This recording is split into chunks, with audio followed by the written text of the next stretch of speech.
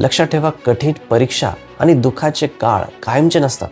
देव त्यांना कायम ठेवत नाही, कारण त्याचा उद्देश आपल्याला मोडणं नाही तर घडवणं आहे.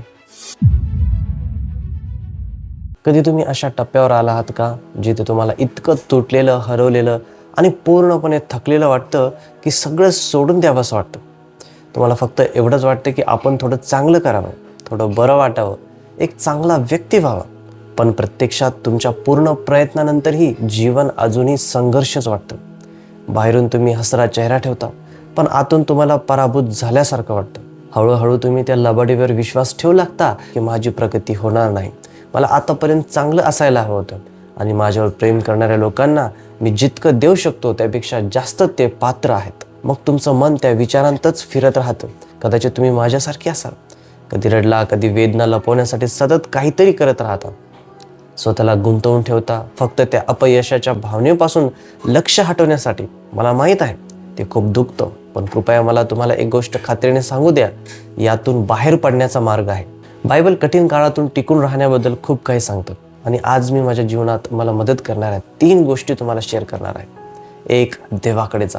मत्ती 11:28-30 मध्ये येशू म्हणतो, हे सर्व श्रम करणाऱ्यांनो आणि ओझ्याखाली दबलेल्यांनो, माझ्याकडे या, मी तुम्हाला विश्रांती देईन.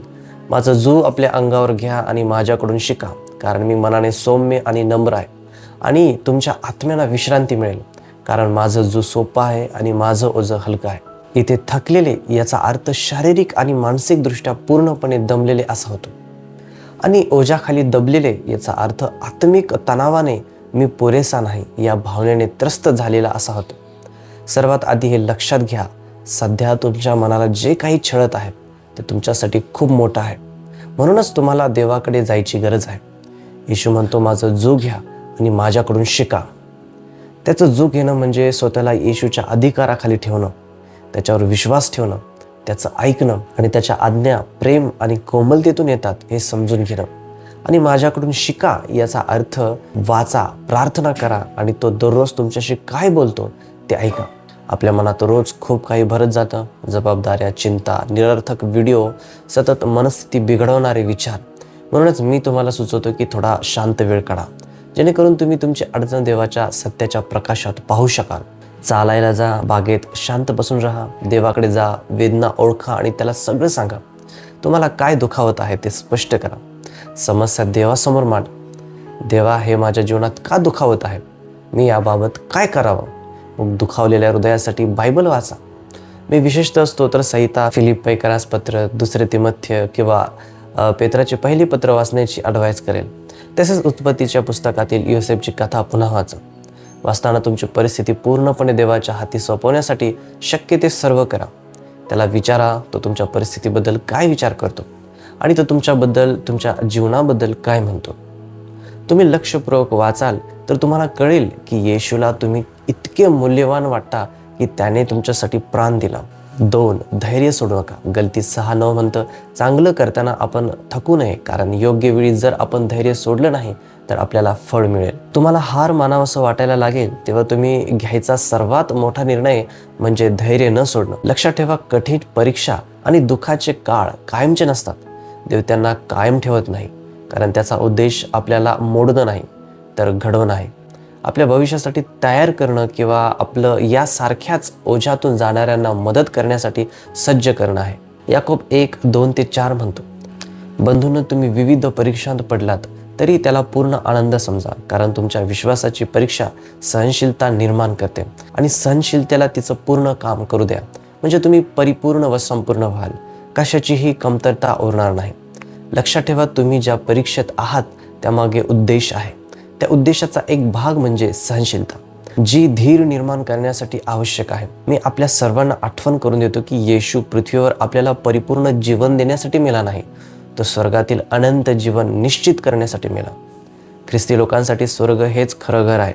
हे जग तात्पुरतं आहे. हे सगळं मी तुम्हाला धैर्य न सोडण्यासाठी सांगतो. हार मानू नका. काही परीक्षा काही दिवसात संपतात, काही आठवड्यात, आणि काही वर्षही घेतात, पण त्या जातातच. या कठीण काळातून देव तुम्हाला ज्ञान, सामर्थ्य आणि प्रेमाची ओळख देईल. तुम्हाला फक्त चालत राहायचं आहे. धैर्य सोडू नका. आणि शेवटी नंबर 3, लहान लहान पावलं उचला. इब्री 12:1-3 मध्ये लिहिलं आहे, तर मग आपण एवढ्या मोठ्या साक्षीरूपी मेघाने वेढलेले आहोत, म्हणून आपण ही सर्व भार व सहज गुंतवणारे पाप टाकून आपल्याला नेमून दिलेल्या धावेवरून धीराने धावावे. आपण आपल्या विश्वासाचा उत्पादक व पूर्ण करणारा येशू याच्याकडे पाहत असावे. जो आनंद त्याच्या पुढे होता त्याकरता त्याने लज्जा तुच्छ मानून वधस्तंभ सहन केला आणि तो देवाच्या राजस्थानाच्या उजवीकडे बसला आहे. तुमची मने खचून तुम्ही थकून जाऊ नये म्हणून ज्याने आपणाविरुद्ध पातक्यांनी केलेला इतका विरोध सहन केला. लक्ष द्या, इथे धीराने धावावे असं म्हटलं आहे. धीराने म्हणजे वेगाने नाही. आपला उद्देश वेग नाही तर सतत पुढे जात राहणं. आणि पुढे जाण्याचा एक उत्तम मार्ग म्हणजे एका वेळी एक लहान पाऊल टाकणं. तुम्हाला सगळंच करायचं आहे असं विचार करू नका. फक्त एक लहान गोष्ट करा जी तुम्हाला पुढे नेईल. जर तुम्हाला बायबलचा एक अध्याय वाचायचा वाटत नसेल तर अध्याय वाचू नका.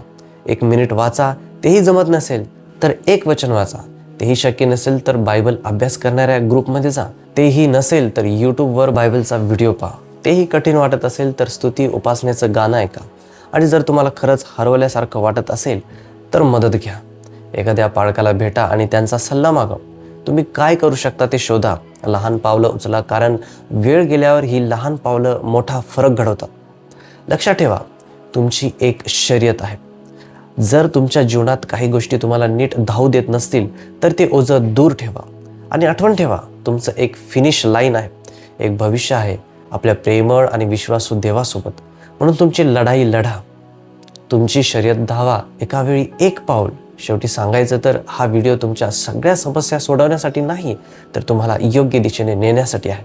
म्हणून जेव्हा कधी तुम्हाला स्वतःला निरुपयोगी किंवा पराभूत वाटेल तेव्हा देवाकडे जा, त्याचं वचन वाचा आणि देव तुमची परिस्थिती कशी पाहतो आणि तो तुम्हाला कसा पाहतो याचा विचार करा. धैर्य सोडू नका.